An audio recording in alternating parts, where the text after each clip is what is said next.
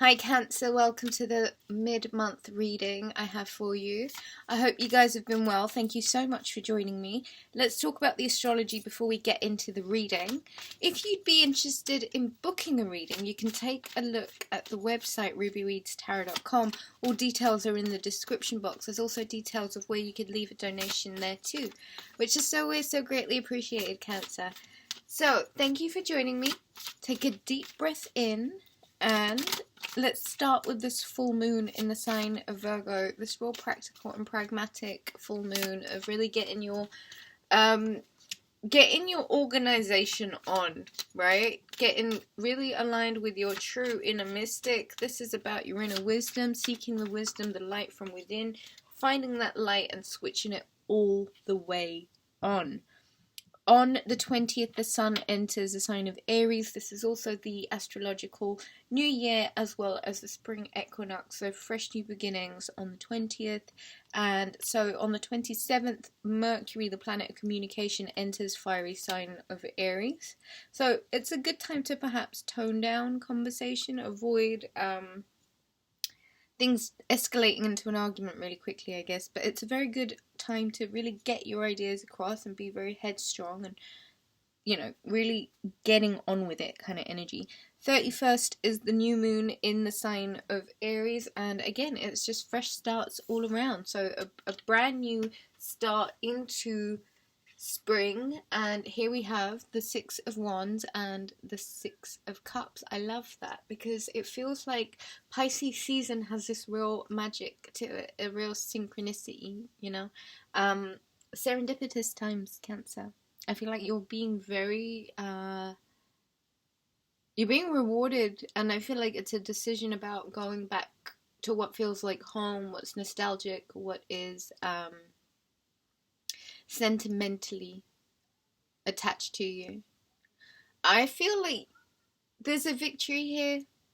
I really do. I feel like there is you celebrating this sentimentality, this revisiting something, redoing. I don't know. There's a feeling of familiarity here, and it's like you making the conscious decision to go back to a place that has a lot of nostalgia or sentimentality attached to it, and for some reason I'm really feeling like this might not even be from this lifetime. It might be from like before we even got here kind of thing. The thing is, you feel victorious in this, and that's how you really got to trust it, and that's how you got to know that this is the truth of the situation, right? It makes you feel really good. It makes you feel like a winner, and that's then rippling out to the people around you, and people are seeing you exhibit yourself in a powerful way, and I feel like it's leading you in the right directions, and it's gonna feel safe, okay? 10 of Wands.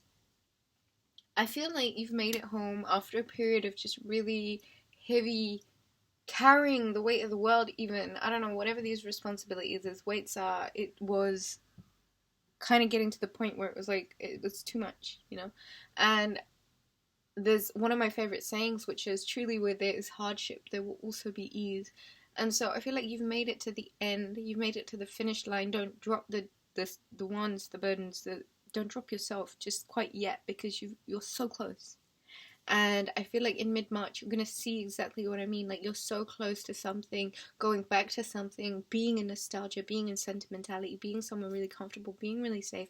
Could be someone's energy even, you know? And it makes you feel really championing. It makes you feel winning and good and victorious. And you're being recognized. The energy is exuberant. And so, 7 of Cups. You've got to think about where it is that you might be deluding yourself or lying to yourself or kind of creating even this smoke and mirrors for yourself, Cancer. You know? Where is it that you're not really quite happy to commit to any one thing because you still know that there is a bit of a work in progress going on within you that needs a bit of healing and completion before you can actually get to the conclusion of what exactly it is, or where exactly it is. Just don't drop the burdens right now. You'll know what I mean. where is it that you can see the completion of a dream come true? Because I do feel like there is something that is saying that in this mid-month, there is the perspective or a potential or something that glimmers some sort of hope in you, someone that feels like home even, and it helps you reroute or helps you create a new plan, a new direction, a new way of getting to where you're trying to get to, just merely by alignment. You know, another one of my really most favorite sayings, luck is alignment for the foolish. I have the Queen of Pentacles and the Queen of Swords. Okay, so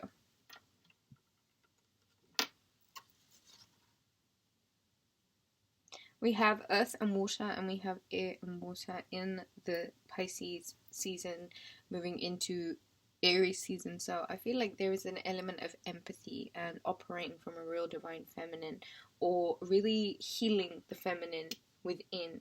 And when I say heal the feminine within, okay, listen, it's nothing to do with you per se, but it can have everything to do with you.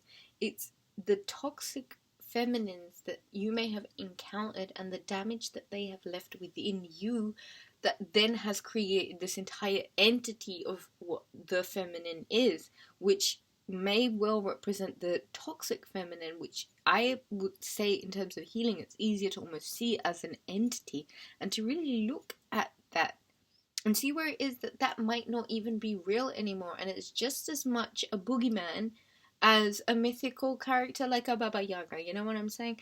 Forgive whoever contributed to anything less than what you know what a divine feminine is, and please use this mid-month of March to really re-familiarize yourself with what a true divine feminine is.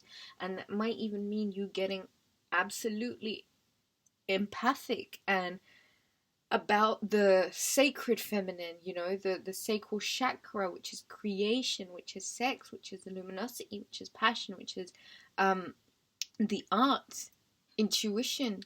And so I think if you're to embrace that and really align that with your intellect and how it is that you might need to make certain decisions from more of a place of emotional empathy or financial empathy.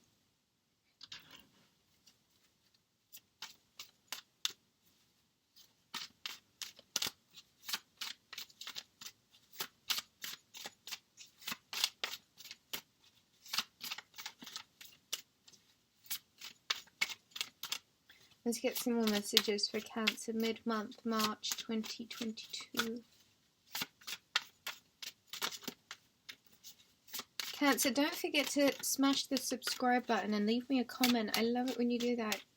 It's so good to know how these readings are resonating with you guys, because the information, I don't know what's been going on 2022 so far, but just the level of information and the downloads and just the intensity of the energy that they take, wow. I don't know, I feel like psychic levels, Jedi level 1000, Super Saiyan out here. That's the 9 of Wands. And I do feel like you might really feel in mid-month that the things that you've really worked for are really creating this protective barrier between you and the rest of the world, Cancer. And you might be happy to hide in your creature comforts, and no one's going to begrudge you that, because that's what your sign does. And so really revel in what you've managed to accumulate for yourself.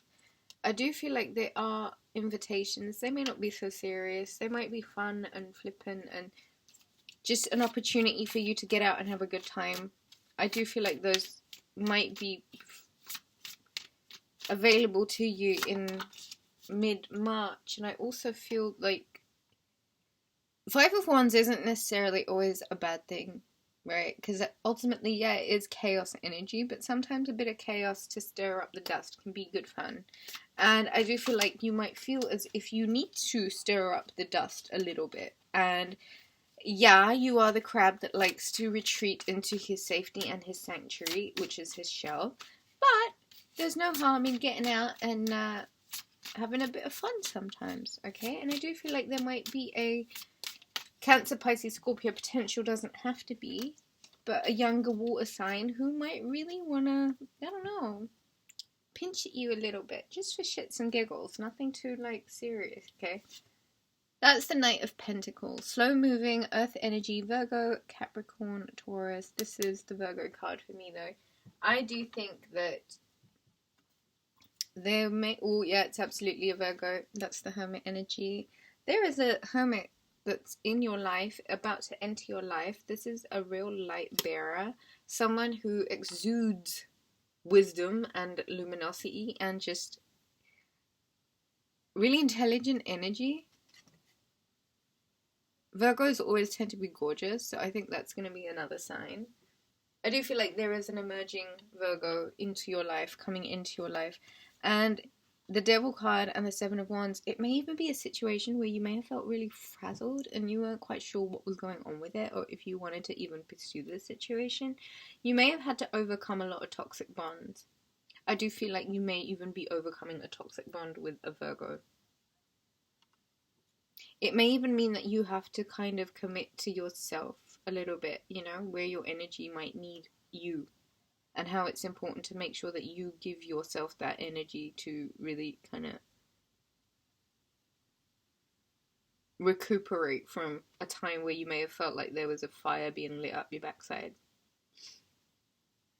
I think that's all I have, Cancer. If you enjoyed the reading, do give it a thumbs up. Leave me a comment. I love it when you guys do that. Book a reading, Rubyreadstarot.com. And I shall catch you again soon. Have a very good mid-month. Bye.